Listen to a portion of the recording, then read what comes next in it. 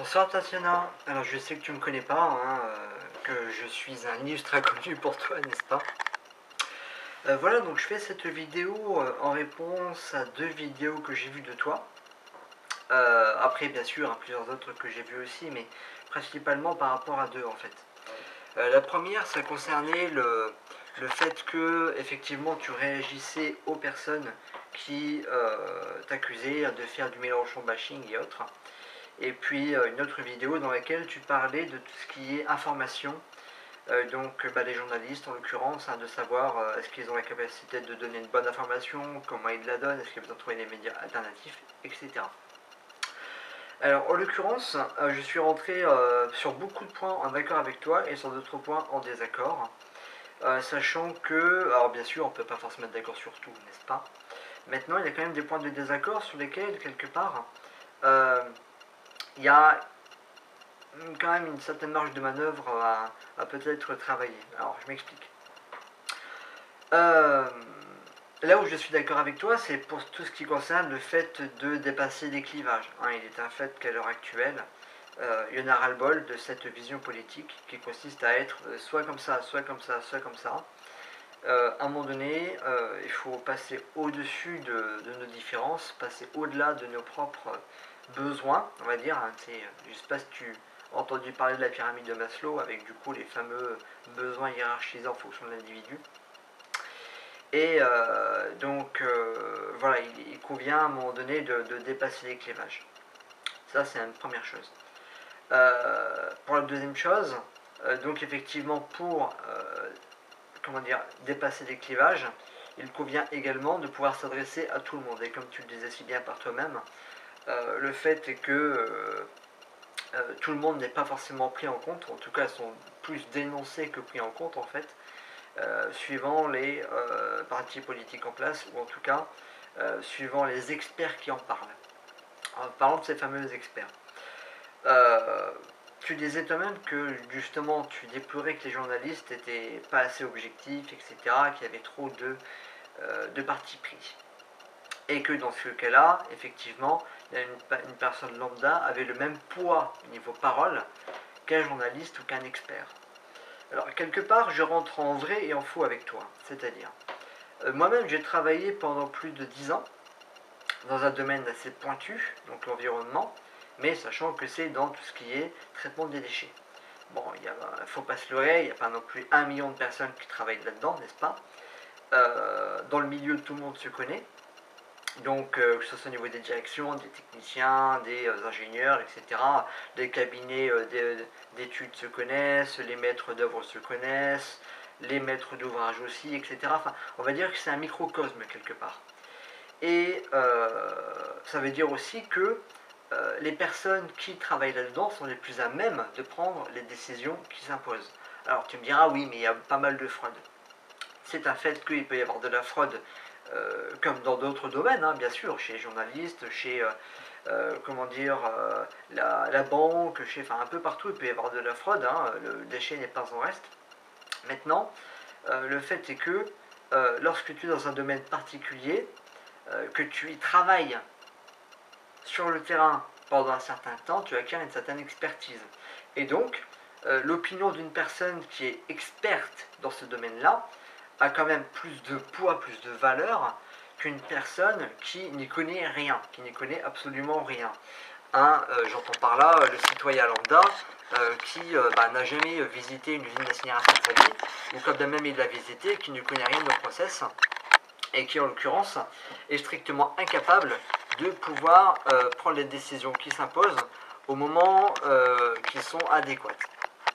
Tout simplement parce que il faut une formation quand même assez pointue pour pouvoir manier ce genre d'équipement, y compris au niveau des lois, au niveau de la réglementation, y compris au niveau des équipements en eux-mêmes, savoir comment ça marche et pourquoi,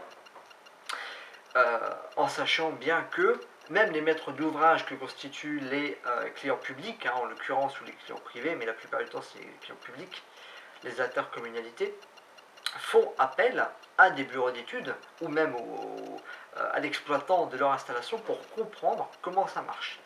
Parce que tout le monde n'est pas expert dans ce domaine-là, n'est-ce pas? Ce qui est tout à fait normal. Donc ça veut dire aussi que lorsqu'il y a de l'information qui est donnée, l'information qui est transmise, elle est obligatoirement biaisée, parce que il y a tout un tas de filtres qui s'appliquent, mais y compris par des personnes lambda. Je veux dire, que ce soit la personne qui travaille là-dedans depuis 10 ans, qui a une certaine vision des choses, qui a une certaine maturité d'esprit, ou une personne qui a un an seulement de boîte, après bien sûr tout dépend de l'intelligence de la personne, est-ce qu'elle est capable ou pas de prendre suffisamment de recul, est-ce qu'elle est capable d'avoir suffisamment d'informations, suffisamment de, comment dire ça, de maturité ou d'expérience pour savoir quoi en faire.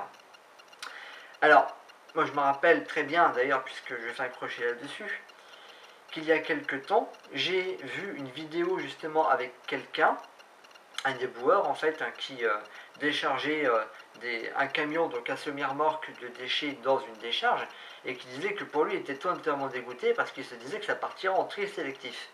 Alors bien sûr tout le monde derrière était là à dire c'est pas normal, etc. etc.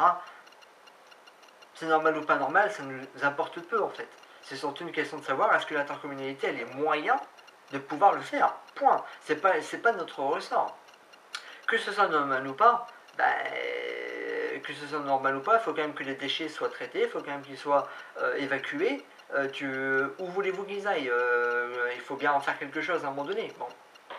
Donc malheureusement, on va dire oui, mais ça devrait partir en centre de tri. Bah oui, qu'est-ce qui garantit que le centre de tri était bien disponible? Qu'est-ce qui garantit que là,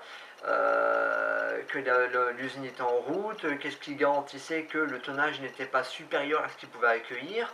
Qu'est-ce qui garantit... Il y a plein de choses. Il peut y avoir un mouvement de grève et il peut y avoir plein de choses qui se passent. Donc en l'occurrence, les boueurs... Et marqué par ça, c'est tout à fait normal, parce qu'effectivement, il se dit mais c'est pas normal, en son fort intérieur, il sent que ce n'est pas logique, et c'est tout à fait compréhensible. Mais le citoyen lambda n'est pas forcément au courant de ce qui se passe derrière. Et on ne parle pas forcément de corruption, on peut parler tout simplement de choses qui sont normales dans une exploitation qui fonctionne même correctement. Je veux dire, comme partout, station d'épuration, centre de tri, une autoroute, tout s'use. Même dernièrement, on a bien vu avec les autoroutes, avec le pont en Italie là, qui s'est écroulé, ou à d'autres endroits, j'ai vu dernièrement, tout s'use. Donc c'est tout à fait normal qu'à un moment donné, on ne puisse pas faire tout, on ne puisse pas s'occuper de tout. Alors, qu'on gueule, on aura beau gueuler, mais tant qu'on ne mettra pas les moyens, c'est comme ça. Voilà, bref. Il faut faire de la prévention à un moment donné et arrêter d'être toujours dans le j'agis après. Bref, crochet terminé. Donc tout ça pour dire que, à un moment donné, que la parole du citoyen lambda vale la même chose que les experts.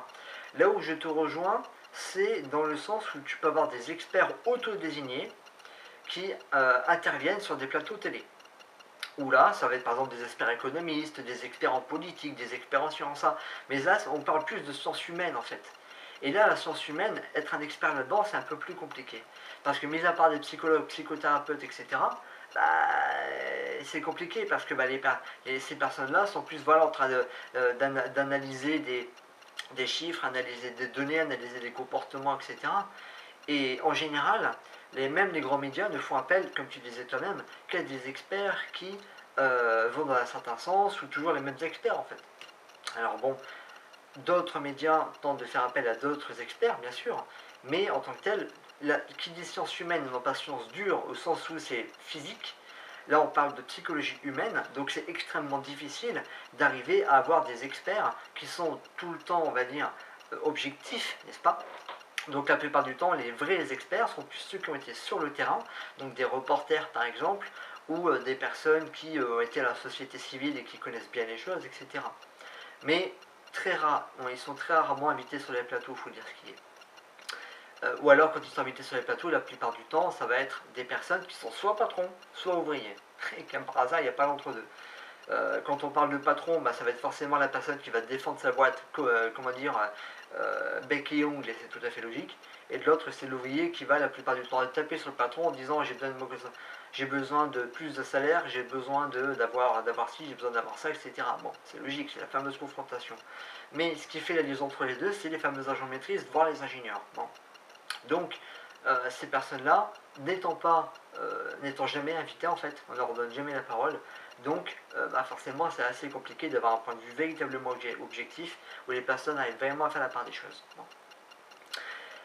Ceci étant dit, effectivement, comme je te disais, il faut réussir à dépasser les clivages. Et pour moi, les seules personnes qui peuvent vraiment dépasser les clivages, alors je sais que ça va faire chiquer, mais ce sont les personnes qui sont soit dans l'ingénierie, soit qui ont un master.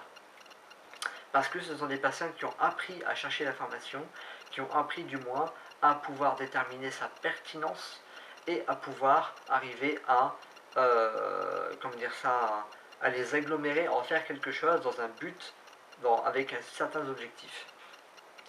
Alors bien sûr, l'enjeu véritable c'est quoi? C'est la démocratie, c'est le fait de savoir si oui ou non nous sommes libres dans nos opinions, le fait de savoir si oui ou non nous avons la capacité de pouvoir remettre le monde dans lequel nous vivons en question, ce qui est toujours difficile.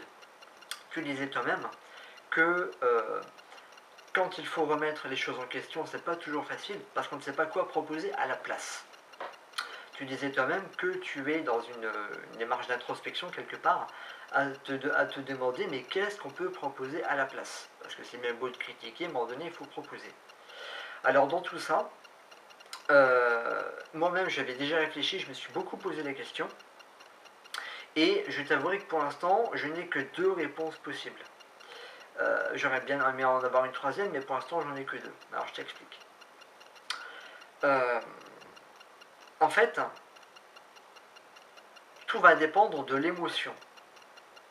On disait, enfin tu disais toi-même dans une des fameuses vidéos que tout était gouverné par l'émotion, et c'est un fait. C'est-à-dire que les personnes vont pour la plupart du temps agir suivant leur histoire, suivant ce qu'ils ressentent, et toi-même tu agis suivant ce que tu ressens. Quand tu dis ouais, je me sens floué, je me sens... Voilà, c'est toujours, on se sent d'une telle façon, donc on va agir derrière. Tout le monde est un peu pareil. Il faut réussir à aller au-delà justement de ça, et réussir à faire naître un sentiment collectif. Et ça, c'est pas forcément facile. Alors, la plupart du temps, et en tout cas dans l'histoire, ce qui a été montré, c'est que ce qui fait quelque part naître un sentiment collectif, c'est de désigner un ennemi commun. C'est comme ça que fonctionnent tous les partis politiques en tout cas. Et c'est comme ça qu'il faut toujours fonctionner les pays jusqu'à présent, sauf peut-être les pays comme la Suisse ou comme peut-être les pays du Nord, qui ne sont pas dans une logique de confrontation, mais dans une logique de partenariat. Et là justement arrive quelque chose d'assez important, qui est le fait que, à un moment donné, comment te dire, la fameuse logique occidentale, qui consiste à dire t'es avec moi ou t'es contre moi, ou encore de dire que pour avoir accès aux ressources, c'est soit par la domination, soit par la colonisation, n'est-ce pas? Donc domination, c'est genre je vais ramener mes troupes chez toi et puis tu fermes ta gueule et voilà. Et alors que la colonisation, c'est plus on va ramener quelques bonhommes et puis on va tenter d'établir 2-3 petites colonies pour tenter justement de prendre quelques ressources, mais tout en étant dans le pays, implanté dans le pays. Bon. Enfin, en tout cas, moi, c'est comme ça que je le vois. En l'occurrence, à l'heure actuelle, il y a une autre voie qui est possible, qui est le win-win. Alors, je m'explique. Il y a un économiste qui s'appelle Michel Aglietta, renseigne-toi, Michel Aglietta, j'ai bien dit, qui est économiste au CEPI, donc Centre d'études et prospectives information internationale, qui explique très bien, déjà il a expliqué les causes de la crise de 2008, et en ce moment il explique énormément comment ça se passe avec une nouvelle route de la soie avec la Chine. Donc toi qui me demandais, mais qu'est-ce qu'on peut mettre à la place justement de ce système ambiant, il y a 2 voies possibles. Soit la voie du repli communautaire, autrement dit, chaque pays, chacun pour soi, soit la voie tous ensemble. Et la voie tous ensemble, elle a déjà été tentée avec l'ONU, avec d'autres organismes, mais comme tu le sais comme moi, l'ONU a été fondée par les vainqueurs de la Seconde Guerre mondiale, ce qui est potentiellement problématique pour des pays qui n'ont pas beaucoup voix au chapitre, n'est-ce pas? Donc, il y a d'autres organismes qui existent, dont l'organisme, je crois, des parlements du monde, un truc comme ça, je ne sais plus exactement comment ça s'appelle, mais ça existe. Donc ce sont tous les parlementaires du monde entier qui se mettent ensemble, qui s'associent pour réfléchir aux problématiques de l'ensemble. Hein. Et tu as des méga projets qui se lancent à l'échelle continentale. Par ces méga projets, par exemple, j'en connais 2. Le premier méga projet, c'est les nouvelles routes de la soie. Donc là, concrètement, ça se fait avec la Chine, qui a tellement de réserves de change entre les mains, plus de 3000 milliards de dollars, qu'ils ont la capacité de pouvoir investir massivement dans les infrastructures partout dans le monde, pour pouvoir relancer le concept des routes de la soie et donc permettre de faire du commerce entre les pays, même entre les continents. Ça, c'est le premier projet. Sachant que le deuxième projet, c'est plus d'un point de vue Afrique. Tu as un organisme au niveau Afrique qui réfléchit à pouvoir remettre en eau le lac Tchad, ce qui peut potentiellement permettre de réalimenter en eau tout le nord de la péninsule. Enfin, de la péninsule, c'est ce que je vais dire, tout le nord du continent. Alors bien sûr, il y a des tractations, etc.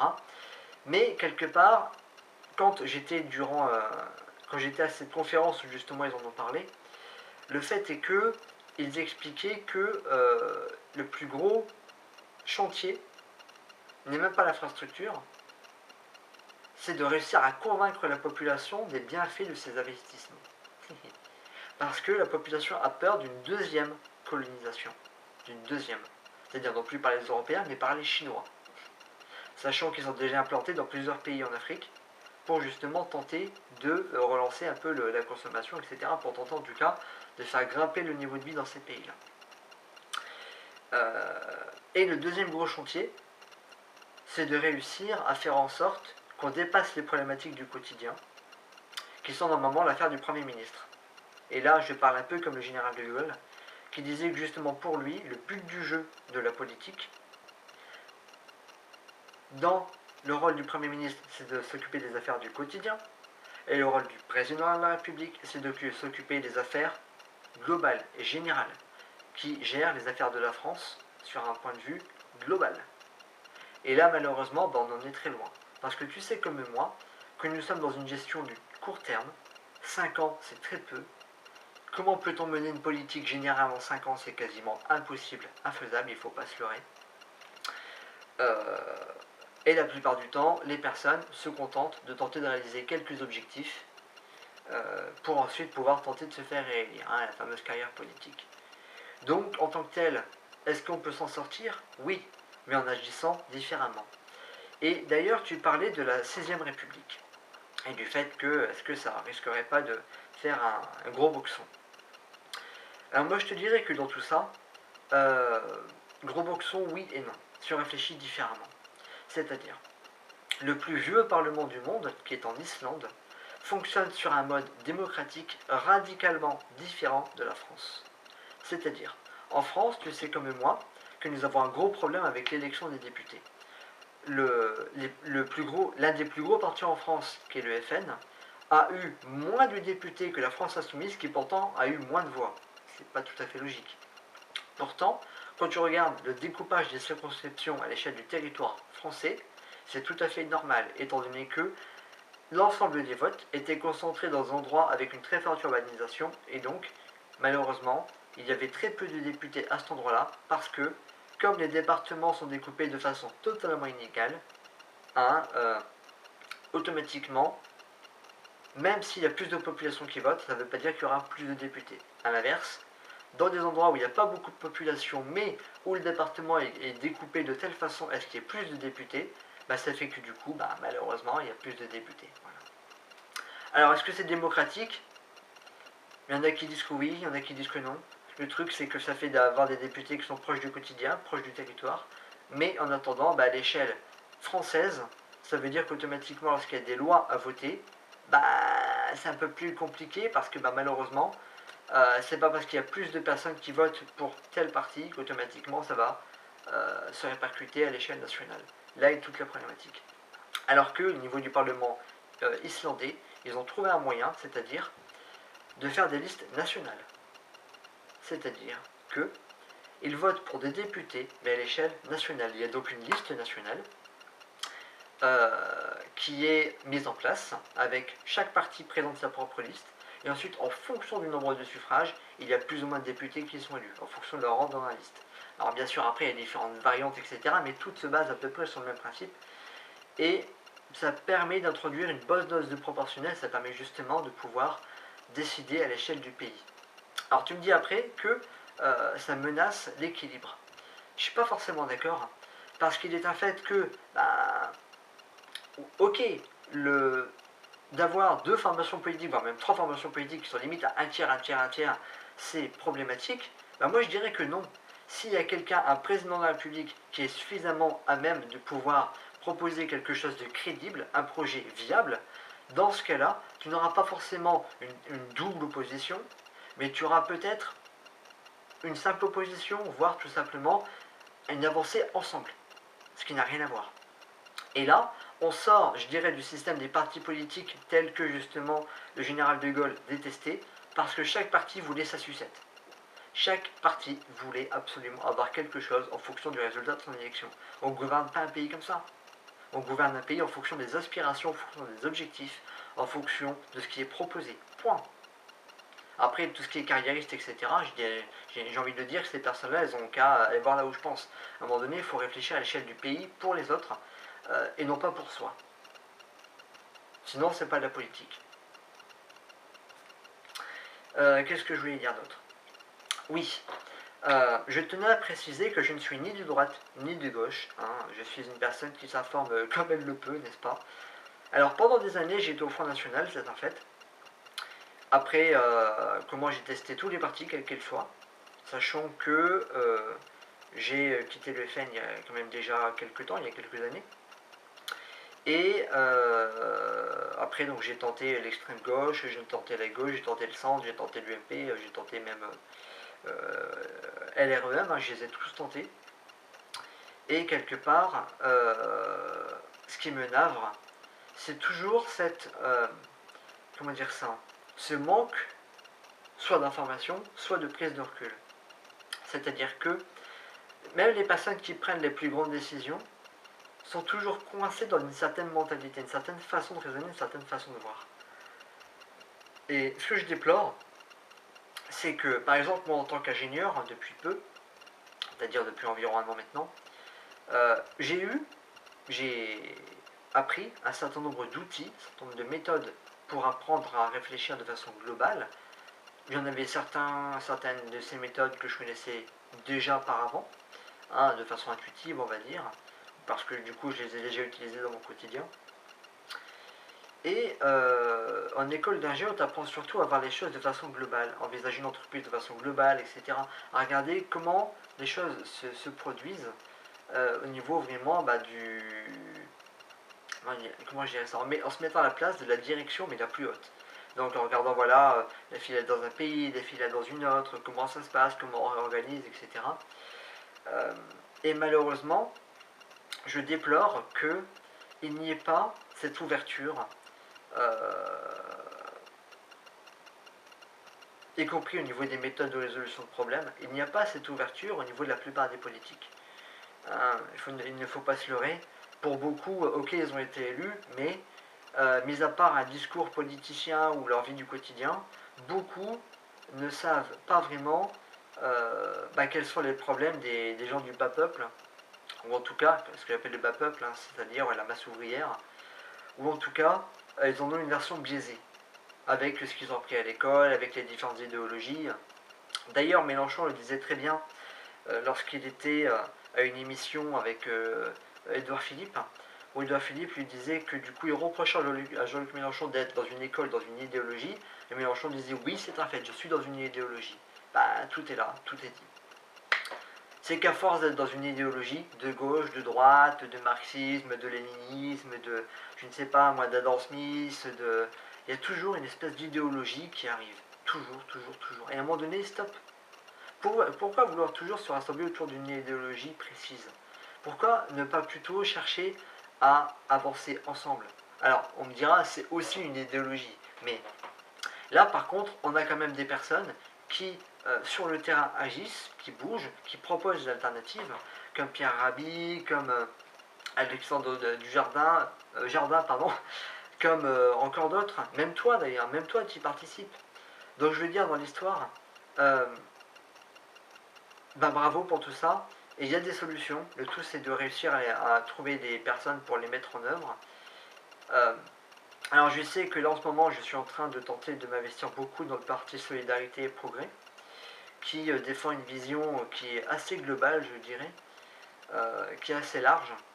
Maintenant, bon, il y a aussi une idéologie derrière, hein, qui est celle de Lyndon LaRouche pour la plupart. Donc avec comment l'idée de la négantropie, hein, donc l'idée que l'espèce humaine est capable de s'auto-organiser pour faire de grandes choses. En tant que tel, ils ont tout à fait raison. Maintenant, le truc, c'est de savoir est-ce qu'on est capable nous-mêmes de dépasser nos clivages pour avoir une vision d'ensemble, avoir une vision large et puis qu'on avance tous ensemble. Donc ça requiert autant la vision de terrain que la vision globale, et les deux assemblés. Et ça, il y a très peu de personnes qui sont capables de le faire. Je pense être capable d'avoir une vision comme ça, maintenant, ça n'engage que moi, n'est-ce pas? Donc, bah écoute, ça me ferait très plaisir si tu pouvais me répondre, si on pouvait avoir un échange tous les deux, et puis qu'on puisse discuter de tout ça, voire même se lancer dans un projet ensemble. D'accord.